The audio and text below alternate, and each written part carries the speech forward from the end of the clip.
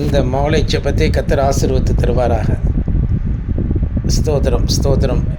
ஹல்லேலூயா. ஸ்தோத்திரம் செய்வோம். தேவாதி தேவனை ஸ்தோத்திரம் செய்வோம். ராஜாதி ராஜனை ஸ்தோத்திரம் செய்வோம். கர்த்தாதி கர்த்தரை ஸ்தோத்திரம் செய்வோம். ஸ்தோத்திரம் செய்கிறோம். சர்வ வல்லமுள்ள தேவனே, தேவாதி தேவனே, ராஜாதி ராஜனே, கர்த்தாதி கர்த்தனே, கண்மலையானவரே, கிறிஸ்து இயேசுவே, உம்மை துதிக்கிறோம் துதிக்கிறோம் துதிக்கிறோம். ஆண்டவரே உம்மை ஸ்தோத்திரிக்கிறோம். உம்மை துதிக்கிறோம் ஆண்டவரே. உம்மை துதிக்கிறோம் துதிக்கிறோம் துதிக்கிறோம் ஐயா. ராஜாதி ராஜனே, தேவாதி தேவனே, கர்த்தாதி கர்த்தரை நாங்கள் ஸ்தோத்திரிக்கிறோம் துதிக்கிறோம். எங்கள் தேவனும் எங்கள் கர்த்தருமானவர் எல்லா காரியத்தையும் எங்களுக்கு நீர் செய்தருளுவீராக. இந்த மாலை ஜெபம் மிகவும் ஆசீர்வதிக்கப்பட்டதாக இருக்கட்டும். ஸ்தோத்திரம் ஸ்தோத்திரம் ஸ்தோத்திரம். மாலை ஜெபத்துக்காக நாம் ஜெபம் பண்ணுவோம். மணியரசன் லைனில் இருக்கியா தம்பி? லைனில் இருக்கியா? சரி, ஜெபம் பண்ணு. அப்பா பிதாவே ஸ்தோத்திரம் ஸ்தோத்திரம் ஸ்தோத்திரம். இந்த மாலை வேளையில் அப்பா பிதாவே ஸ்தோத்திரம். மேலே உங்களுக்கு செலுத்தப்படினா ஸ்தோத்திரிக்கிறோம். இந்த மாலை வேலை பிறகு அவசரத்துக்கு உங்களுக்கு ஸ்தோத்திரம். அப்பா உங்களுடைய கல்யாணம் இருக்கிறோம் இடத்துல செய்தி அனுப்போம். அப்பா பிதாவே ஸ்தோத்திரம். இந்த சத்திய வார்த்தையை கேட்டு காணப்படும் ஆகிடும். அப்பா ஆவிலே அவங்களோட அவங்களே நாங்கள் எப்படியாக கொடுப்போம். அப்பா இந்த நித்திய தேவனை நாங்கள் நித்தியமாக தொடர்ந்து கொள்ளத்தக்கதாக நாங்கள் நித்திய ஜீவனை பெற்றுக்கொள்ளவும் இப்படியாக எங்களை வழிநடத்தும். ஜென்ம சுபாவம் எங்களுக்கு நீங்க போகட்டும். அவிசுவாசம் நீங்க போகட்டும். சத்துக்கு போகிற மாதிரி ஆண்டவரே ஸ்தோத்திரம். எங்களையோடு ஆண்டவரே தாமங்களுக்கு வந்திருக்க மாட்டார் என்று சொல்லியிருக்கிறார். அப்படியாக எங்களுக்கு ஆண்டவரே ஸ்தோத்திரம் ஆசிரியர் அப்பா அந்த மாணவரை மறைவிக்கிறோம். சர்வதரை அப்பா ஸ்தோத்திரம் அவங்களுக்கு ஒப்பாரத்தை சொன்னதாக அப்பா கத்திரக்கூடிய மாணவர்களுக்கு உண்மை பிரியமாக இருக்கிற எங்களுக்கு சத்துக்கு அப்பா ஸ்தோத்திரம் ஸ்தோத்திரம். அப்பா ஸ்தோத்திரம். அப்பா ஸ்தோத்திரம். திருமண காரியங்கள் புரிய வரட்டும். திருமண காரியங்களில் ஆண்டது சிறப்பாக நடக்கும். ஆண்டவரை நேர்த்தியாக நடக்கும். அதுக்கான வேலைகளை சந்திக்கும். அப்படியாக ஆண்டவரை ஸ்தோத்திரிக்கிற ஆசை. அப்பா ஸ்தோத்திரம். ஆண்டவரை வேலைகளுக்கு வேலைகளை ஆண்டவரை சம்பாதிக்க அப்பா பிதாவை ஸ்தோத்திரம். ஆண்டவரையாக இந்த சபையினுடைய வார்த்தை ஒவ்வொன்றும் ஆசீர்வதிக்கப்படும் ஏற்றப்படும். இந்த வார்த்தைகளாலே அப்பா அவர் பலனடையவும் சத்தத்தை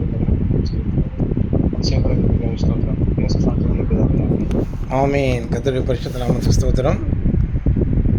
இன்கால் மெசேஜில் பாடல் இருக்கும். பிரதான தூதன் எக்காலம் முழங்க அப்படிங்கிற பாடல் இருக்கும். அதை பாடுவோம் இன்கால் மெசேஜில். பிரதான தூதன் எக்காலம் முழங்க பரமன் இயேசு வருவார். பரமன் இயேசு வருவார்.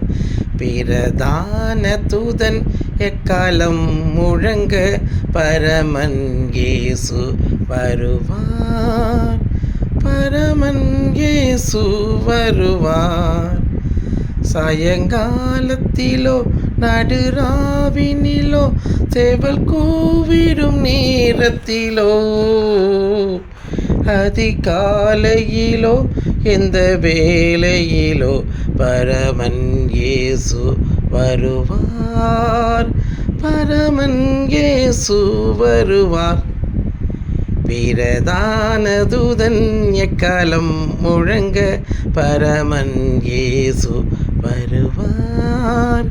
பரமன் இயேசு வருவார்.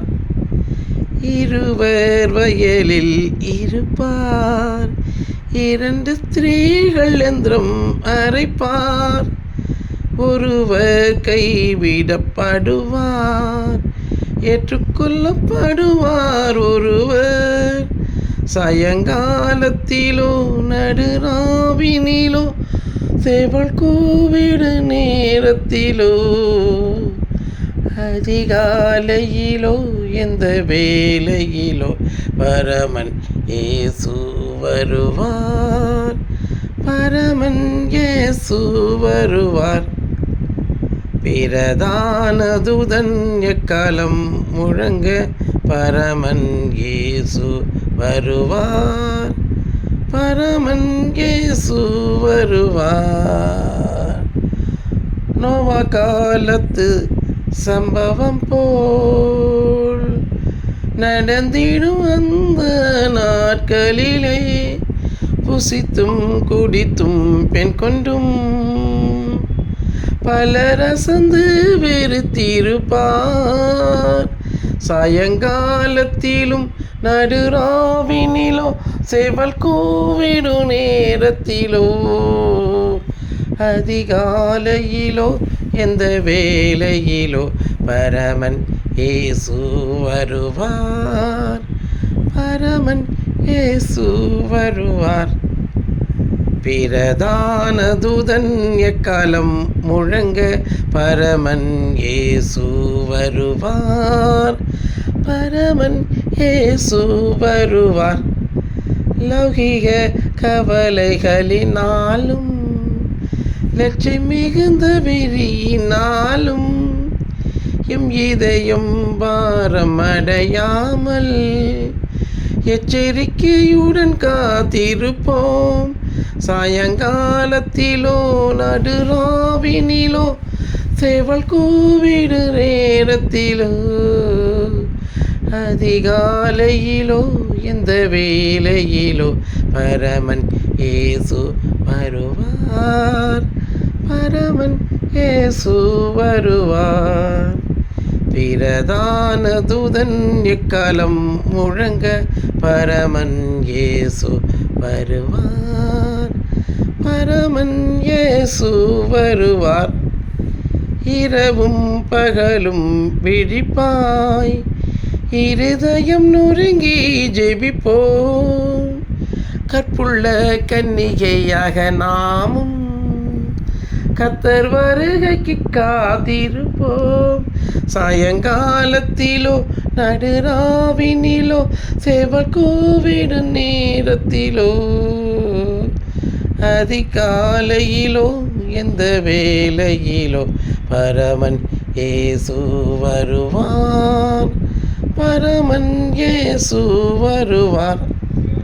பிரதான தூதன் எக்காலம் முழங்க பரமன் இயேசு வருவார், பரமன் இயேசு வருவார். தவிக்கும் உலகம் அந்த நாளில் தலைகளை உயர்த்தி நடப்போம்.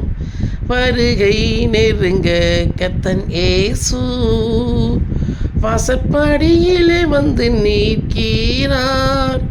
சாயங்காலத்திலோ நடுராவினிலோ சேவல் கூவிடும் நேரத்திலோ அதிகாலையிலோ எந்த வேளையிலோ பரமன் இயேசு வருவார், பரமன் இயேசு வருவார். பிரதான தூதன் எக்காலம் முழங்க பரமன் இயேசு வருவார், பரமன் இயேசு வருவார், பரமன் இயேசு வருவார். கர்த்தருடைய பரிசுத்த நாமத்துக்கு ஸ்தோத்திரம் உண்டாகட்டும். இந்த வசனங்களை படி தம்பி.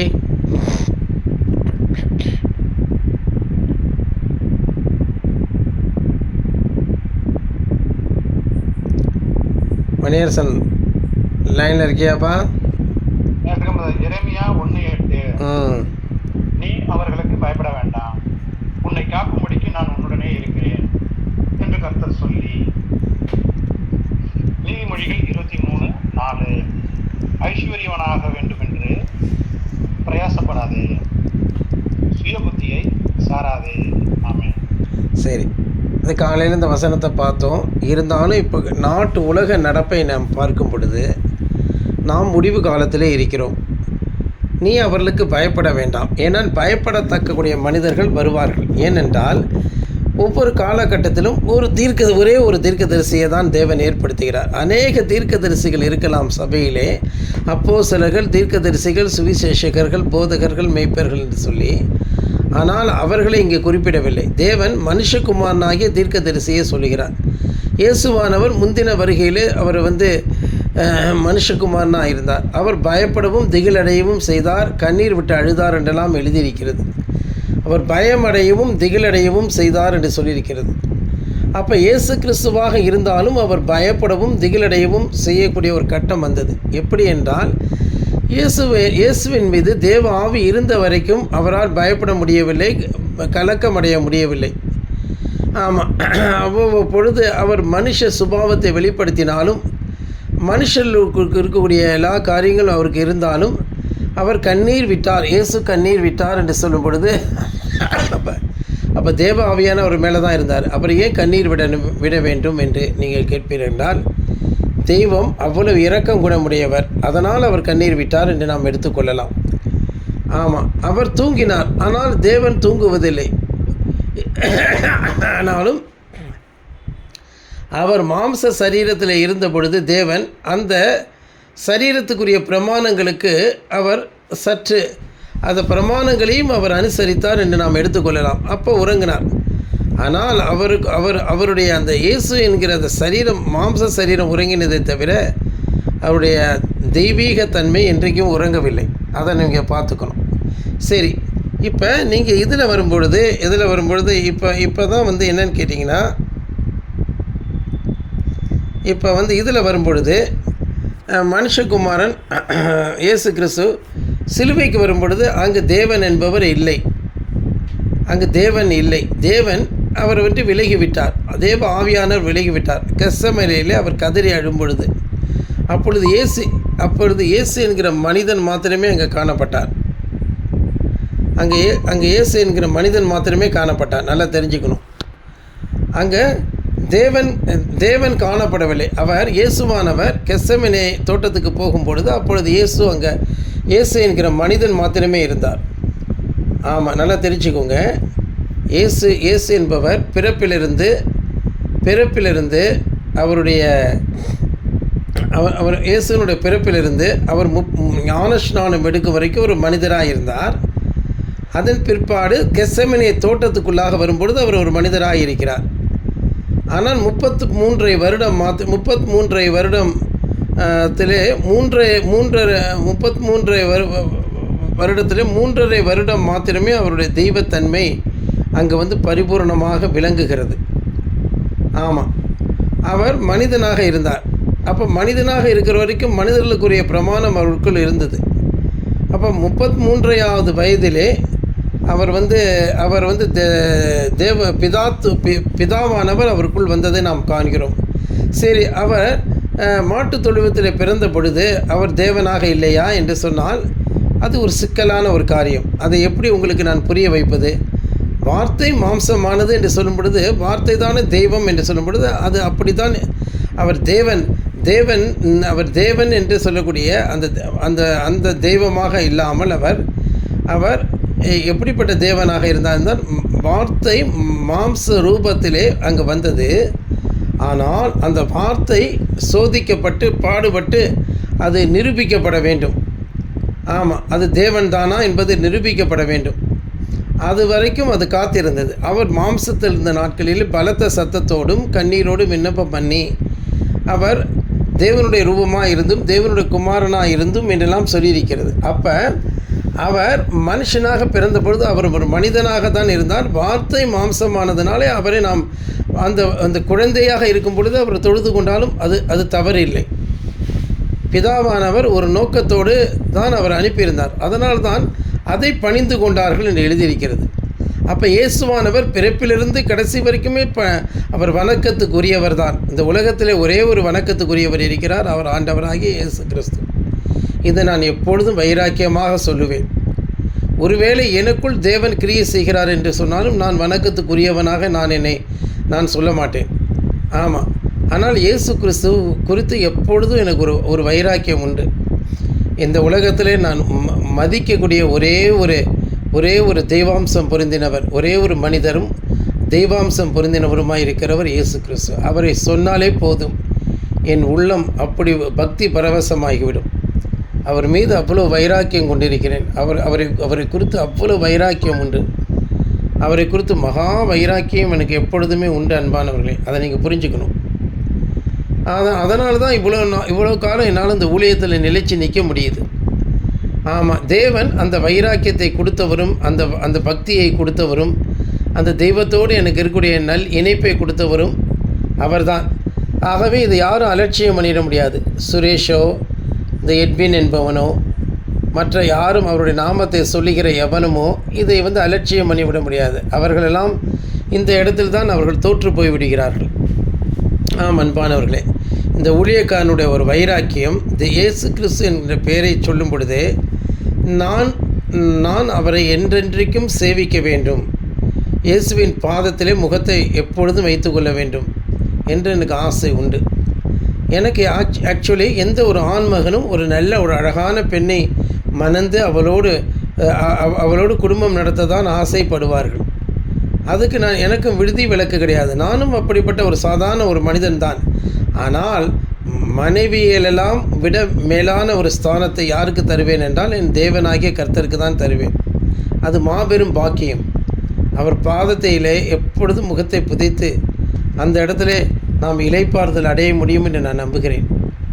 ஆமாம், அவருடைய மார்பிலே நாம் சாய தேவன் அனுமதித்தால் நாம் மார்பிலே சாய்ந்து கொள்ளலாம். இயேசுவானவரை பற்றி வேதம் என்ன சொல்கிறது என்றால், தேவனை ஒருவனும் காண முடியாது, அவருடைய மடியில் இருக்கக்கூடிய ஒரே பேரான குமாரனை அதை வெளிப்படுத்தினார் என்று எழுதியிருக்கிறது. மடியில் இருக்கக்கூடிய மடி என்று சொல்லும் பொழுது மார்பகத்தை குறிக்கிறது. மார்பகம் என்று சொல்லும் பொழுது அது என்ன அற்புதமான ஒரு இடம். அது மார்பகம் என்று சொல்லும் பொழுது அது எல்ஷடாயின் மார்பகமா? அது ஒரு பெண்ணின் மார்பகம். எல்ஷடாய் தேவனுடைய மார்பகம். அந்த பெண்ணின் மார்பகம் என்று சொல்லும் பொழுது அது உள்ளாக தேவன் அங்கே காணப்படுகிறார், அந்த மார்பகத்துக்குள்ளாக.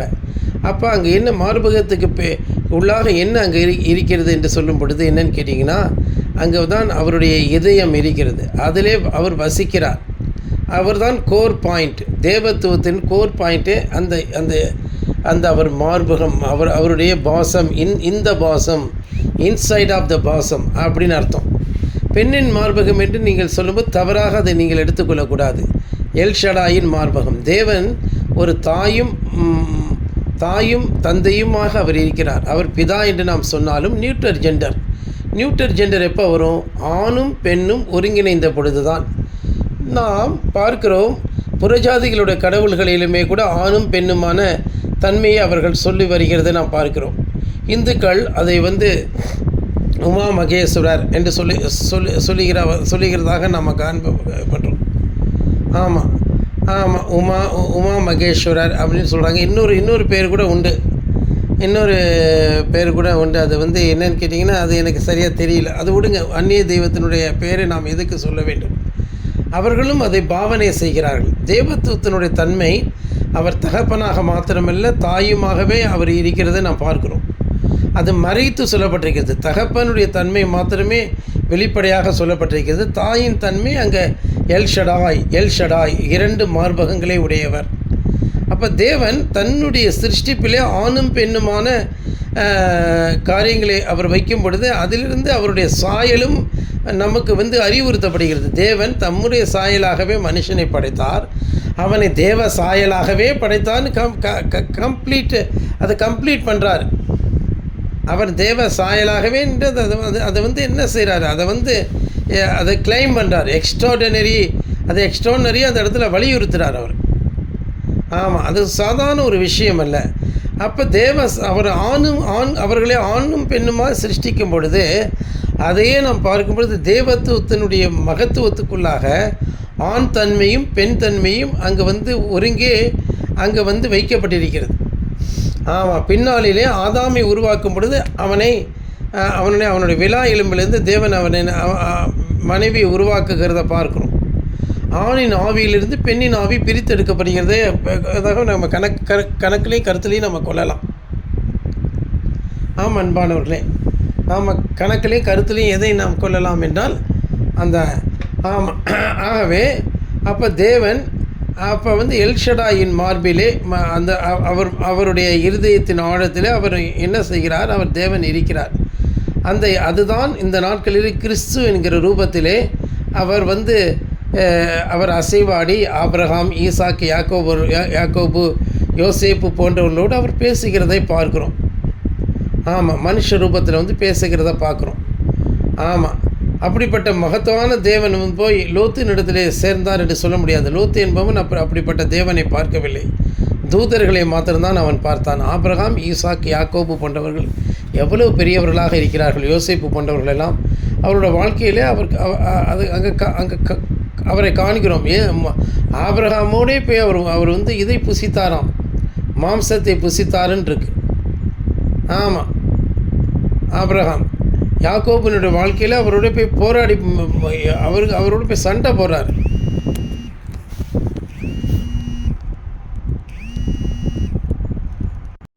இப்போ நான் என்ன சொல்லிட்டு வரேன் அப்படின்னு கேட்டிங்கன்னா, தேவத்துவத்தின் மகத்துவத்தை பற்றி நம்ம பார்த்துட்ருக்கோம். தேவத்துவத்தின்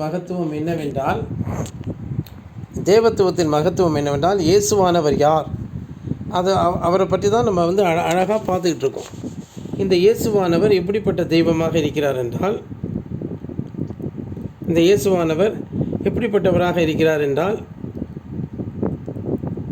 பாருங்கள், இந்த இயேசுவானவர் அவர் பிதாவின் மடியில் இருந்தார் அப்படின்னு சொல்லப்பட்டிருக்கிறது.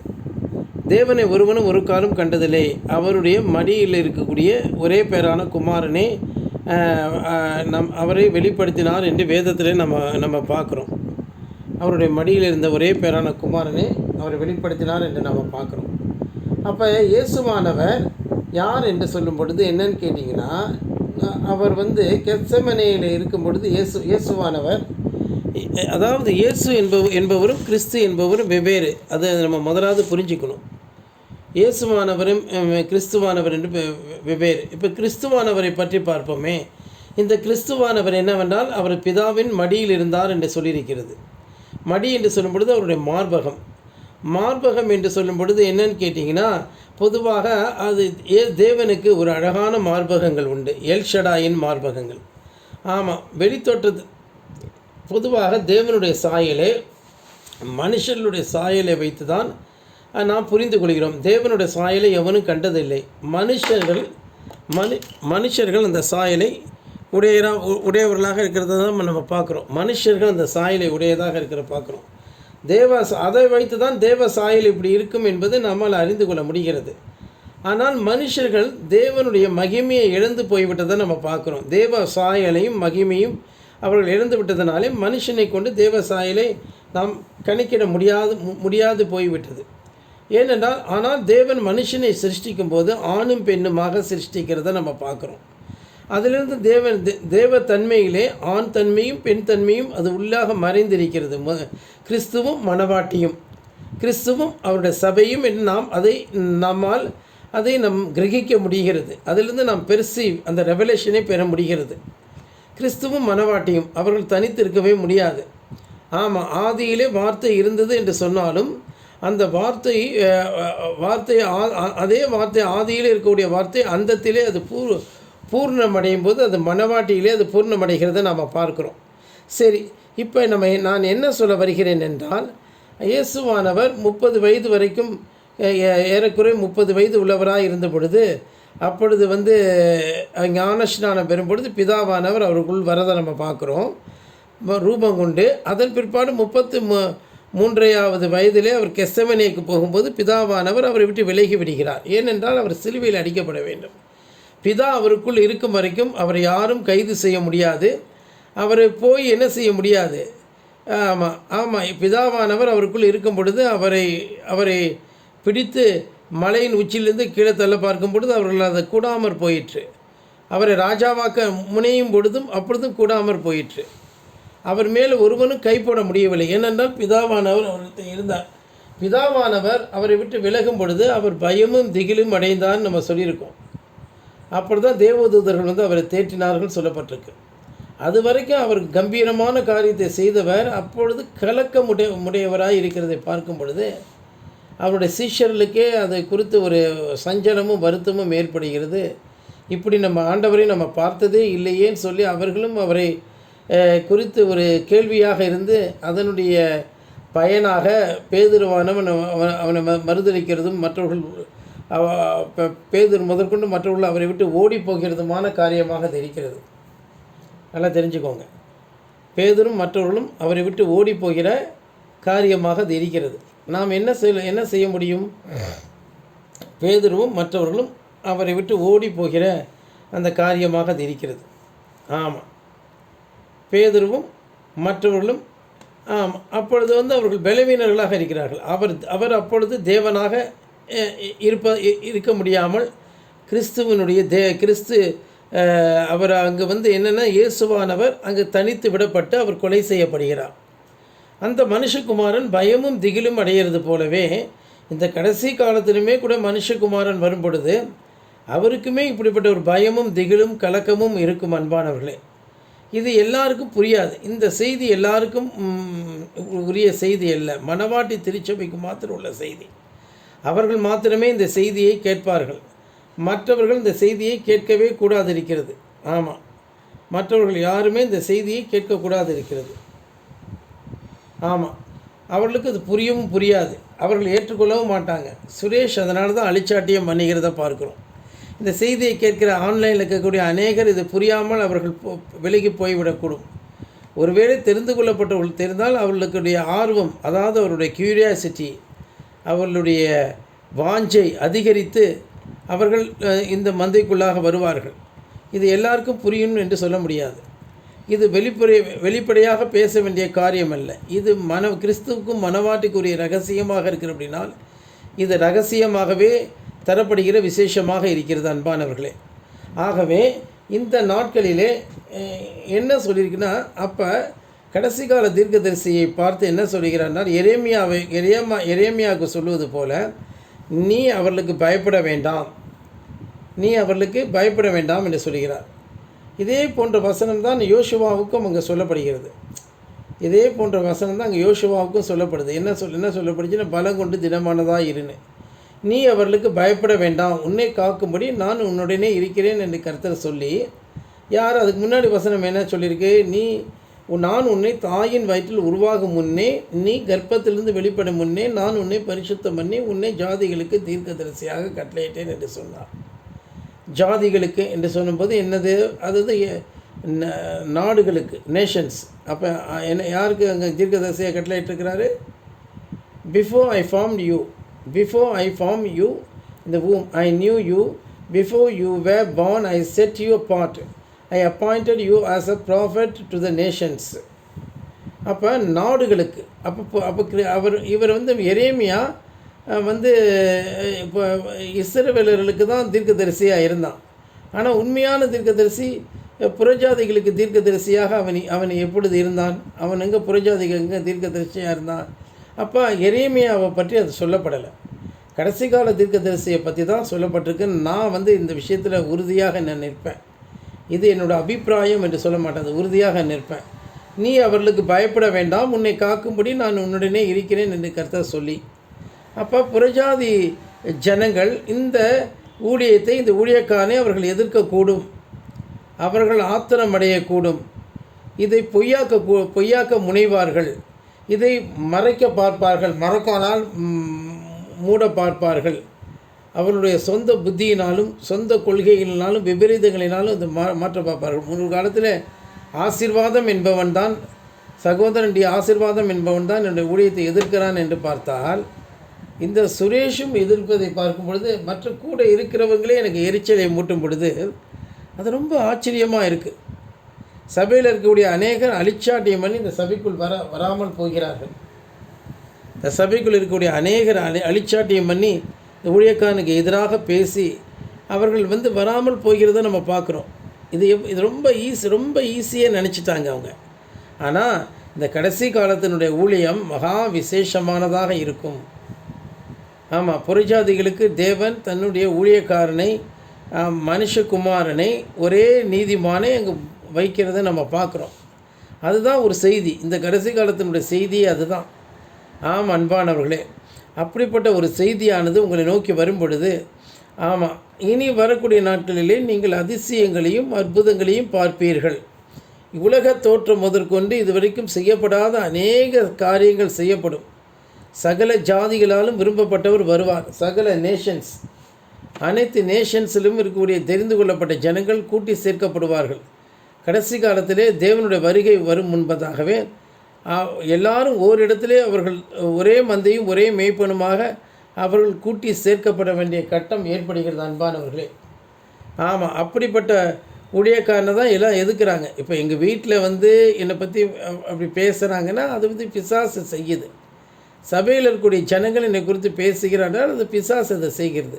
ஊர் உலகத்தில் இருக்கிறவங்களா என்னை அலட்சியம் பண்ணுகிறார்கள், என்னை குறித்து அறியாமல் இருக்கிறார்கள்னா அது பிசாசு செய்யக்கூடிய காரியம். இந்த கடைசி காலத்தில் சுவிசேஷத்தை பிசாசானவன் மறைப்பான். ராஜ்யத்தின் சுவிசேஷம், ஆமாம், ரட்சிப்பின் சுவிசேஷம், ராஜ்யத்தின் சுவிசேஷம், இதெல்லாம் பிசாசானவன் மறைப்பான். ஆனால் தேவன் தன்னுடைய சுவிசேஷத்தை சர்வ சிருஷ்டிக்கும் சொல்லாமல் போக மாட்டார். அதனால தான் ஜாதிகளுக்கு உன்னை தீர்க்கதரிசியாக, அதாவது ஒரு சுவிசேஷத்தை அறிவிக்கக்கூடியவனாக தான் அபிஷேகம் பண்ணியிருக்கிறார். ஆகவே ஒரு நிச்சயமான ஒரு ஊழியம் உண்டு அன்பானவர்களே. நாம் பயப்படாமலும் திகிலடையாமலும் இருந்தால் அந்த ஊழியத்தை நாம் பார்ப்போம். அந்த ஊழியமானது உலகம் எங்கும் செல்லும். ஆமாம், கிழக்கிலிருந்து மேற்கு வரைக்கும் செல்லும். நான் இதே அதிகாரத்தில் தான் இதே புஸ்தகத்தில் தான் நான் மாம்சமான யாவருக்கும் தேவனாகிய கர்த்தர் என்னாலே செய்யக்கூடாத அதிசயமான காரியம் ஒன்று உண்டோ என்று அவர் சொல்கிறார். ஆகவே அதை நன்கு நீங்கள் புரிந்து கொண்ட அன்பானவர்களே, இந்த நாட்டில் அப்படிப்பட்ட தெய்வத்துக்கு நீங்கள் கீழ்ப்படிய வேண்டும். கர்த்தர் தாமே நாம் ஒவ்வொருவரையும் ஆசீர்வதிப்பாராக. நாம் பயபக்தியோடு அப்படிப்பட்ட தெய்வத்தின் பட்சத்தில் நின்று நாம் மிகுந்த சமாதானத்தையும் ஆறுதலையும் அடைவோம் அன்பானவர்களே. கர்த்தர் நமக்கு பெரிய உதவியை பரத்திலிருந்து செய்வாராக. அதாவது இந்த தீர்க்கதரிசியை பார்த்து நீ அவர்களுக்கு பயப்பட வேண்டாம், கலங்க வேண்டாம் என்று சொல்வதை நாம் சரியான விதத்திலே நாம் புரிந்து கொண்டு, இந்த கடைசி காலத்திலே தீர்க்கதரிசியாக இயேசுவானவரே நம் மத்தியிலே அசைவாடி கொண்டிருக்கிறார். மனுஷகுமாரன் அசைவாடி கொண்டிருக்கிறார். அவர் நமக்கு வெளிப்படுத்தப்பட்ட காரியங்களில் நாம் உண்மையாக இருக்க வேண்டும். இதுவரைக்கும் நம்ம அழைத்து வந்த அந்த பாதை மிகவும் சிறந்தது. அந்த பாதை மற்றவர்களுக்கு புரியாதது. நாம் கடந்து வந்த பாதையை மற்றவர்களால் கடந்து வரவே முடியாது. நீங்கள் இந்த சபையில் நிலைத்திருக்கிறீர்கள் என்றால் அது உங்களுடைய பலம் அல்ல. அது உங்களை தேவன் நிலைநிற்க பண்ணியிருக்கிறார், உங்களுடைய ஸ்தானத்தில் பொருத்தி இருக்கிறார். ஆகவே உங்களுடைய இருதயம் கலங்காமலும் திகிலடையாமலும் பயமடையாமலும் தொடர்ந்து இந்த தேவனை நோக்கி செல்லும்படிக்கு நான் கேட்டுக்கொள்கிறேன். நாளை தினம் ஆராதனை உண்டு. எல்லாரும் அதில் பயபக்தியாக கலந்து கொள்வோம். சகோதரி உமா அவர்கள் ஜெபம் பண்ணுங்க. இருக்கீங்களா சிஸ்டர்? லைனில் இருக்கீங்களா? ஒரு நிமிஷம் இருங்க, ஒரு நிமிஷம். ஜெபம் பண்ணுங்க. இந்த அருமையான இரவு வேளையிலே அருமையான வார்த்தைகளை ஏற்படுத்தி அப்பா ஸ்தோத்திரம். அப்பா வைத்திருக்கிறோம். நீ பயப்படவும் கலங்கவும் வேண்டாம் என்று தாய் கல்வி உருவாகும் முன்னே என்னை தெரிந்து கொண்டே வேண்டும். அப்பா ஸ்தோத்திரம். அப்பா வைத்திருக்கிறோம். அப்பா வைத்திருக்கிறோம் சொல்லி எங்களை மிகவும் அப்பா ஸ்தோத்திரம் நீ எங்களை பலப்படுத்துகிற அன்புக்காக நாங்கள் நினைச்சுக்கிறோம். இப்பொழுது இந்த தேவாதி தேவனை, இந்த ராஜாதி ராஜனை, இந்த கர்த்தாதி கர்த்தனை அப்பா ஸ்தோத்திரம் காணும்படியான கண்கள் ஒவ்வொருவருக்கும் இருக்கும் என்றால் எவ்வளவு நலமாய் இருக்கும். அப்பா ஸ்தோத்திரம். இந்த மகத்துவம் உள்ள தெய்வத்தை அப்பா ஸ்தோத்திரம் காணும்படியாக ஒவ்வொருடைய கண்களும் திறக்கப்படும் என்றால் எவ்வளவு நலமாய் இருக்கும். அப்பா ஜெபிக்கிறோம். இந்த வார்த்தைகளை கேட்ட ஜனங்கள் உண்மை காண நாங்கள் மிகவும் வேண்டிக் கொள்கிறோம் ஐயா. அப்பா ஜெபிக்கிறோம். அப்பா ஜெபிக்கிறோம். இவ்வளவு நல்ல தெய்வம் இந்த உலகத்திலே எங்கு உண்டு என்று சொல்லி ஒவ்வொருவரும் இந்த நாட்டில் கண்கள் திறக்கப்பட்டவர்களாய் தைரியத்தோடு கூட காணப்படத்தக்கதாக அப்பா ஜெபிக்கிறோம். அப்பா ஜெபிக்கிறோம். அப்பா ஜெபிக்கிறோம். இந்த வார்த்தையை கேட்டு அவர்கள் பலமடையும் ஆறுதலடையும் நாங்கள் வேண்டிக் கொள்கிறோம். அப்பா ஜெபிக்கிறோம். இந்த வார்த்தையானது ஒவ்வொருவரும் கடந்து செல்லும் பொழுது அது அவர்களை அப்பா ஸ்தோத்திரம் உம்மாலே ஊக்குவிக்கப்பட்ட உங்களுடைய பிள்ளைகளை அது மிகவும் திடப்படுத்தட்டும், தைரியப்படுத்தட்டும். எல்லா தோல்விகளையும் அது வெற்றியாக அது மாற்றி தரட்டும் ஐயா. எவ்வளவு தோல்விகள், எவ்வளவு ஏமாற்றங்கள், எவ்வளவு நஷ்டங்கள் அப்பா ஸ்தோத்திரம் இந்த பாதையிலே உங்களுடைய பிள்ளைகளை கடந்து வந்திருப்பார்கள். நீர் அப்படியாக அவர்களை இந்த இடுக்கமான வாசல் வழியாக அழைத்து வந்திருக்கிறீரே. அவர்களோ தாயின் கருவில் உருவாகும் முன்னதாகவே மழை தெரிந்து கொள்ளப்பட்டவர்களாக இருக்கிறார்களே. நீர் அப்படிப்பட்டவரை பார்த்துதானே பயப்பட வேண்டாம் என்று சொல்லுகிறேன், நீ பயப்படாதே என்று சொல்லுகிறேன், கலங்காதே என்று சொல்லுகிறேன். இப்படிப்பட்டவர் எல்லாம் இந்த வார்த்தைகளை இந்த நாட்களிலே அப்பா ஸ்தோத்திரம் இந்த வார்த்தைகளை பெற்றுக்கொள்ளும் பொழுது அவருடைய நஷ்டங்கள் எல்லாம் லாபங்களாக மாற்றப்படட்டும், அவருடைய தோல்விகள் எல்லாம் வெற்றிகளாக மாற்றப்படட்டும், அவருடைய ஏமாற்றங்கள் எல்லாம் நம்பிக்கைகளாக மாற்றப்படட்டும். அப்பா அவருடைய இருளின் நாட்கள் எல்லாம் வெளிச்சத்தின் நாட்களாக மாற்றப்படத்தக்கதாக இந்த வேலையிலே நாங்கள் மிகுந்த கருத்தாய் துதிக்கிறோம் ஐயா. அப்பாவை துதிக்கிறோம், அப்பாவை துதிக்கிறோம், அப்பாவை துதிக்கிறோம். இந்த வார்த்தையை கேட்கிற ஒவ்வொரு உள்ளத்திலும் உடைய ஒவ்வொருவரிலும் உடைய ஆவியானதாக உடைய அபிஷேகம் இருக்குவதாக.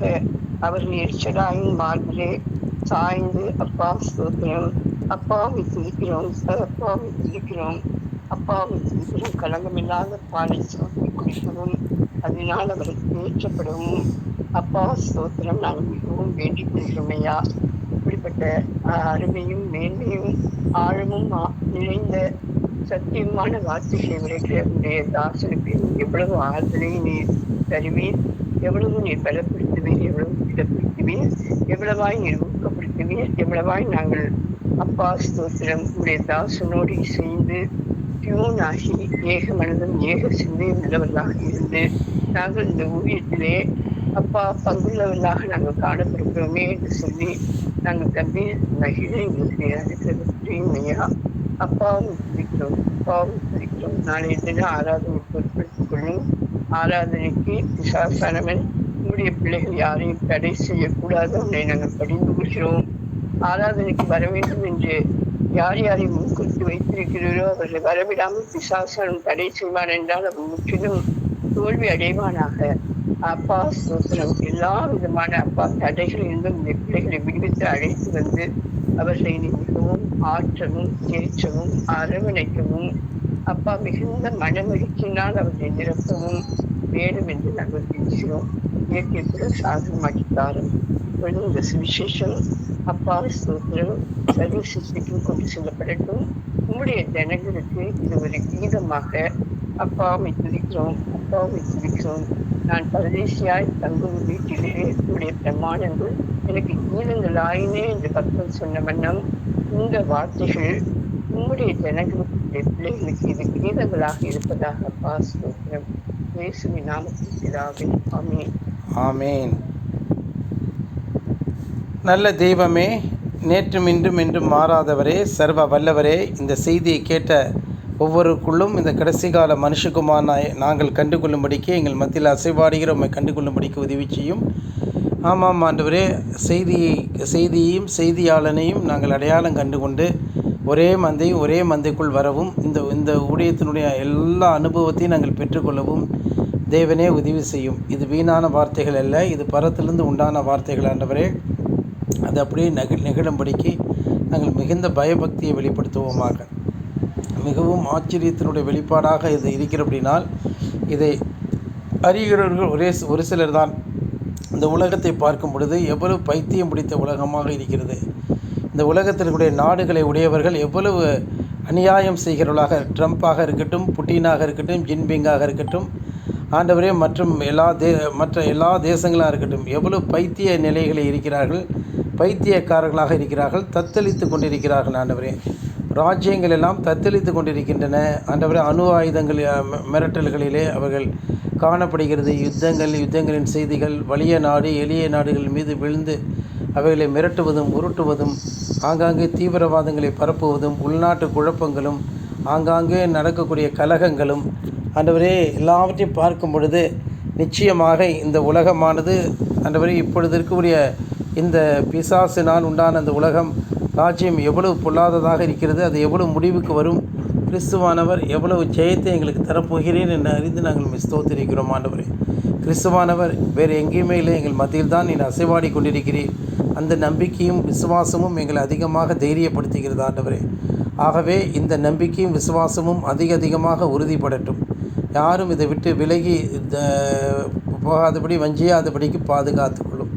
தேவரீர் எப்படியாவது கர்த்தாவே புதிய ஆடுகள் வந்து சேரட்டும். கடற்கரை மனத்தினான ஜனங்கள் உன் வசம் திரும்புவார்கள் சொல்லியிருக்கிறபடி அவர்களெல்லாம் ஆண்டவரே வானத்துக்குரியவர்களாக வானத்து நட்சத்திரங்களாக மாற்றப்பட இந்த சபைக்குள்ளாக அப்படிப்பட்ட ஒரு மறுரூபமாகுதலின் வல்லமை, டிரான்ஸ்ஃபிகரேஷன், டிரான்ஸ்ஃபர்மேஷன் அவைகள் நடக்கட்டும் ஆண்டவரே.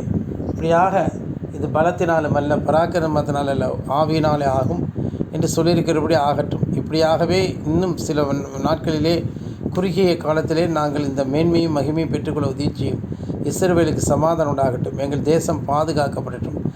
சுற்றி இருக்கக்கூடிய அண்டை தேசங்கள் எல்லாம் இந்த தேசத்துக்கு முன்பதாக மண்டியிடட்டும். ஆண்டவரே, எங்கள் தேசத்தை நீர் காவல் செய்யாவிட்டால் இது நாங்கள் என்ன செய்ய முடியும்? தேசத்தின் ஆட்சியாளர்களை நீர் காவல் செய்யும். இங்கே இருக்கக்கூடிய துரோகிகளையோ, ஆட்சியாளர்கள் போர்வையில் இருக்கக்கூடிய துரோகிகளையோ ஆண்டவரே ஆண்டவரே முற்றிலுமாக ஒழித்து போடும். ஆண்டவரே, இந்த தேசம் கொள்ளையிடப்பட்டது, சுற்றியுள்ள தேசங்கள் கொள்ளையடித்திருக்கக்கூடியதும் இந்த தேசத்துக்கு இழப்பை தந்திருக்கிறதும் எல்லாம் நூறத்திரையாக இந்த தேசத்துக்கு திரும்ப தரப்படட்டும். இந்த தேசம் தேவனே பாதுகாக்கப்படட்டும். இயேசுவை காணட்டும் ஆண்டவரே. அதற்காகவே இந்த மனுஷகுமாரன் பாடுபடவும் கிழக்கிலிருந்து மேற்கு வரைக்கும் பிரகாசித்து இந்த சுவிசேஷமானது முழு உலகத்தையும் பற்றி பிடிக்கட்டும். கர்த்தர் அப்படி செய்வீர் என்று நாங்கள் நம்புகிறோம். கன மகிமை துதி எல்லாவற்றை ஏற்றுக்கொள்ளும். செய்தியை கேட்ட பிள்ளைகளை ஆசீர்வதிப்பீராக. நாளை தினம் எல்லாரையும் நீர் அழைத்து வந்து சேர்ப்பீராக. இயேசுவின் நாமத்தில் ஜெபிக்கிறோம். நிச்சயமாக பெண் கொண்டு பெண் கொடுத்து கட்டி நட்டு விற்று அவை கர்த்தாவே இவைகளெல்லாம் ஆண்டவரே நிச்சயமாக ஒன்றும் இல்லை என்று நாங்கள் பார்க்கிறோம். ஆண்டவரே, கிறிஸ்துவுக்கு பயந்து அவருடைய எடுத்துக்கொள்ளப்படுதல் போவதே பிரதானமான காரியமாக இருக்கிறது ஐயா. கிரியை செய்யும். ஆகவே எங்கள் குடும்பங்களில் உள்ளவர்களெல்லாம் ரட்சிக்கப்பட, எங்கள் வீட்டில் கூட வயதானவர்களெல்லாம் ஆண்டவரே ஆரோக்கியம் அடைய, எல்லாரும் இயேசு கிறிஸ்துவை பற்றி அறிந்து கொள்ள கர்த்தர் அனுக்கிரகம் செய்யும். கனமும் மகிமையும் துதியும் நீர் எடுத்துக்கொள்ளும். இயேசு கிறிஸ்துவ நாமத்தில் ஜெபிக்கிறோம், முற்றிலுமாக தாழ்த்துகிறோம் பிதாவே, ஆமேன். செய்தியை கேட்ட எல்லா பிள்ளைகளையும் ஆசீர்வதியும். செய்தியை கேட்க போகிற பிள்ளைகளையும் நீர் ஆசீர்வதியும். இயேசுவின் நாமத்தில் ஜெபிக்கிறோம் பிதாவே, ஆமேன், ஆமேன். கர்த்தர் உங்களை ஆசீர்வதிப்பாராக. ஆமேன். Praise the Lord. ஸ்தோத்திரம்.